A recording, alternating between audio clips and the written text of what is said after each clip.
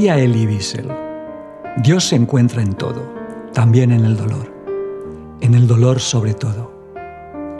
Recuerdo cómo el pastor que intentaba consolar a mi madre de la muerte de mi hermanito volvió a casa al poco tiempo para darle el pésame por la muerte de su padre, mi abuelo, muerto bastante joven.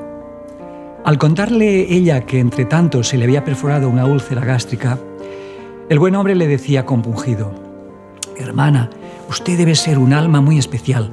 Dios no malgasta sus esfuerzos con quienes no los merecen. Él la aprecia tanto que está trabajando con todo denuedo en su santificación. Cuando el Padre Celestial haya completado su obra, usted saldrá de la prueba como oro purificado. Dios castiga a quien ama».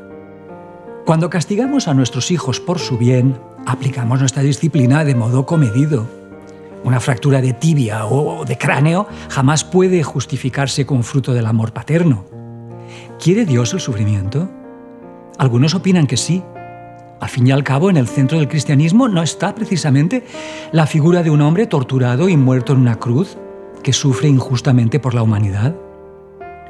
Luego están quienes entienden que a cada ser humano le toca en la vida una parte proporcional de sufrimiento y otra de felicidad, pero que cada uno se las gana con su propia conducta. Hay también quienes pretenden, de acuerdo con su interpretación de las Escrituras, que Dios nos manda desgracias para corregir nuestros pecados y hacernos mejores, para darnos lecciones o incluso para probarnos y purificarnos como el fuego refina el oro. Pero si eso fuera así, ¿no deberíamos ver sufrir a los más malvados e irradiar felicidad a los más bondadosos? La realidad de la vida nos muestra otra cosa. Hay mucha gente buena a la que le pasan cosas malas y gente terrible que prospera y parece disfrutar a costa de hacer sufrir a los demás. Suponiendo que la explicación de que el sufrimiento es el modo que Dios utiliza para hacernos mejores fuese válida, ¿no resultaría una terrible injusticia de su parte, además de un ejercicio a menudo inútil? La experiencia nos muestra que muchos de los que sufren, en vez de mejorar de carácter o hacerse más religiosos, más bien se amargan o se rebelan contra Dios. Además, ¿cómo puede un niño que muere de hambre salir perfeccionado de tan espantosa prueba?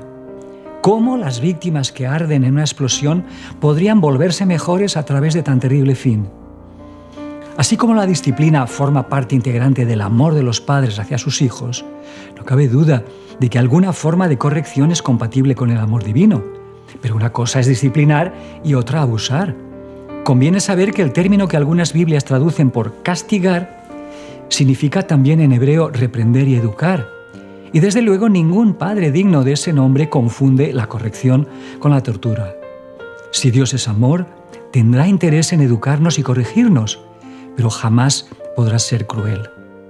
La idea de que la desgracia puede proceder de una intervención divina es muy antigua. Partiendo del principio de que Dios, por ser todopoderoso, justo y misericordioso, podría evitar el sufrimiento humano, los creyentes de todos los tiempos se han preguntado por qué no lo hace y nos deja sufrir. La Biblia entera enseña claramente que el dolor resulta, en última instancia, de la responsabilidad humana, pero como todos estamos en el mismo barco, muchas veces padecemos las consecuencias de las acciones de otros. En ninguna parte dice que todo dolor sea la retribución merecida por la falta del que sufre. Al contrario, el libro de Job fue escrito precisamente para oponerse a esta teoría tan enraizada en algunas mentes, según la cual siempre tenemos algo que ver con nuestro propio sufrimiento.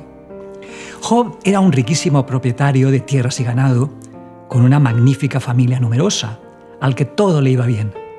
Un día el diablo desafía a Dios para poner a prueba la fe de Job, arrebatándole todo lo que tenía: hijos, bienes, siervos, incluso la salud. Job sufre injustamente, pero sus amigos se empeñan en convencerlo de que padece por su culpa, de que está siendo castigado por Dios, con lo que le hacen sufrir todavía más. El sufrimiento de Job se agrava a causa de la incomprensión de los suyos. Quizá no haya explicación más devastadora a la cuestión del dolor que la que lo atribuye al castigo divino. Siempre la han encontrado más convincente los que la esgrimen que los que sufren. En realidad es bastante difícil convencer, y lo es aún más consolar con esta explicación, a quien padece, sobre todo cuando el que la ofrece no ha pasado por lo mismo. La Biblia reconoce la relación entre nuestros errores y sus consecuencias negativas, pero rechaza expresamente la idea de que el sufrimiento sea resultado del castigo divino por faltas propias o ajenas. Job sufre siendo inocente. El interés de este viejo libro está en que nos revela que el sufrimiento resulta a veces de la intervención de un odioso enemigo, empeñado en hacernos mal y en convencernos de que es Dios quien nos tortura. Quien está haciendo sufrir a Job no es Dios, sino el diablo. La mayor cuestión que suscita el libro de Job, al lado de ¿por qué sufren los buenos?, es si pueden los buenos seguir creyendo en Dios cuando les pasan cosas malas. Creer cuando todo va bien parece fácil. Confiar en un Dios de amor cuando la injusticia se encarniza con Job representa para este y para nosotros también un inmenso desafío. La existencia simultánea del dolor humano y de un Dios que es a la vez omnipotente y bueno plantea un problema insoluble para nuestra razón. Bossuet decía que estas dos verdades hemos de mantenerlas separadas, una en cada mano, asiéndolas fuertemente como los dos cabos de una cadena que no podemos llegar a juntar. Una de las revelaciones más duras, pero más realistas del libro de Job, es que creer en Dios y servirle no nos protege contra el dolor. Lo que hace escandaloso el sufrimiento de Job es que no lo merece. La historia de Job nos enseña que la pregunta más útil ante el dolor no es ¿por qué sufrimos? La cuestión es ¿cómo respondemos nosotros ante el dolor en un mundo injusto, en el que la bondad no garantiza la felicidad en esta vida? La idea de que Dios bendice a los buenos y castiga a los malos, aunque tenga un fondo de verdad a la larga, es falsa a corto plazo. Es la idea de los amigos de Job, que le dicen, tú sabrás lo que has hecho para que te castigue así. Pero la realidad es otra. En esta vida los justos sufren. Dios asegura que Job es inocente. Ahora bien, ¿alguien que sufre injustamente puede seguir creyendo? ¿Un Dios silencioso merece ser amado? ¿Cómo confiar en Él cuando todo parece indicar que nos abandona al dolor? El libro de Job se termina sin que Dios responda a sus preguntas ni explique sus actos. Calla durante un tiempo, acompañando a Job con su presencia silenciosa, aunque éste se sienta desamparado. Y después Dios lanza sus propias preguntas, pidiéndole al hombre que explique la creación a su creador. Job descubre por fin que en el misterioso conflicto cósmico en el que vivimos, Dios actúa con otros criterios que los nuestros, y sus juicios están por encima de nuestra comprensión. Resulta precipitado para nosotros, pobres criaturas, juzgar lo que Dios hace, permite o deja de hacer aquí y ahora. Dios tiene un plan. La historia de Job tiene un final feliz e imprevisible en el que recupera lo perdido. Su sufrimiento cobra sentido porque Dios no puede dejar que la injusticia tenga la última palabra en nuestra historia. Con él, nuestro sufrimiento también se ilumina de esperanza. Confiando en sus promesas, sabemos que un día, en otra vida, hará cesar el dolor y nos dará la felicidad soñada. Entre tanto, nos ayuda a esperar. Jesús, que fue tan sensible al sufrimiento humano, se vio también interpelado por las preguntas que nos planteamos ante cualquier desgracia, ya se trate de una enfermedad, un accidente, una catástrofe o un atentado terrorista.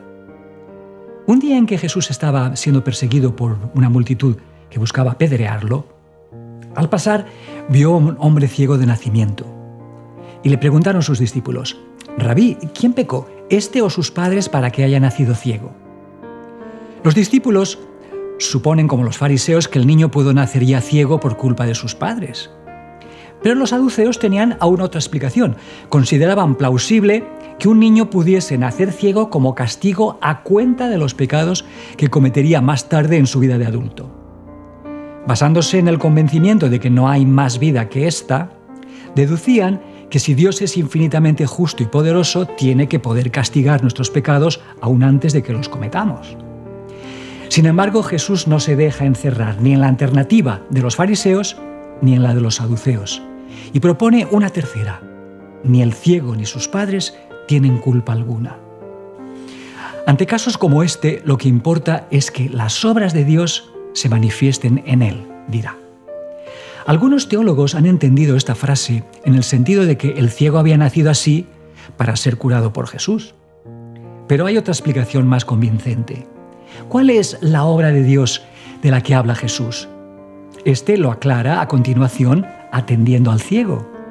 Las obras de Dios son las que Jesús hace, es decir, sanar, enseñar, animar, en definitiva, hacer el bien. Ante el dolor, a Jesús le interesa menos una aclaración teórica que una ayuda práctica. Ante la desgracia, más urgente que saber de quién es la culpa, es ponernos a ayudar. Curiosamente, al contrario de lo que hace en otras curaciones, en que Jesús actúa a distancia o sana inmediatamente por su palabra, aquí moviliza toda una serie de recursos humanos no milagrosos para ayudar al ciego a recobrar la vista. Escupe en tierra, hace lodo con su saliva, pone en los ojos del invidente unas cataplasmas de arcilla y lo manda a lavarse a una fuente de agua corriente, con lo fácil que le hubiera sido, en apariencia, decirle, como hizo con otros, «Ve, quedas sano». ¿Por qué actúa Jesús así con este ciego? Porque sabe que la saliva ajena en aquella tradición religiosa se percibe como algo que contamina y hace inmundo. De modo que el ciego va a querer lavarse rápidamente para sentirse limpio y poder entrar en contacto con su entorno sin ser rechazado. Al enviarlo a lavarse al estanque, en la parte más baja de la ciudad de Jerusalén, moviliza también al ciego y a su entorno, para que hagan su parte en su proceso de curación. El texto concluye diciendo que el ciego fue, se lavó y regresó viendo. Unos médicos amigos que trabajan en países con escaso desarrollo técnico me contaron que algunos niños tratados como ciegos que encontraron no debían serlo realmente. Hay bebés que contraen enfermedades infecciosas que les producen secreciones purulentas que les pegan las pestañas. Y como resultado de la ignorancia o del tabú de que las partes malditas por la enfermedad no se deben tocar, el entorno de esos niños no sabe a veces que lavándolos cuidadosamente con agua templada, esos ojos se pueden abrir. Yo no sé por qué el ciego nació así, ni pretendo minimizar la intervención milagrosa de Jesús. Pero deduzco del texto que la voluntad divina ante una víctima de cualquier mal que sea, es que nos pongamos manos a la obra a ayudar, en vez de quedarnos con los brazos cruzados esperando respuestas teóricas a nuestras preguntas dudosas. Jesús nos pone en guardia ante la tentación de juzgar el sufrimiento de nadie. No juzguemos, no inventemos explicaciones, no le echemos la culpa a Dios y sobre todo no culpemos a las pobres víctimas. No hay que confundir las víctimas con los culpables. Suelen no ser los mismos.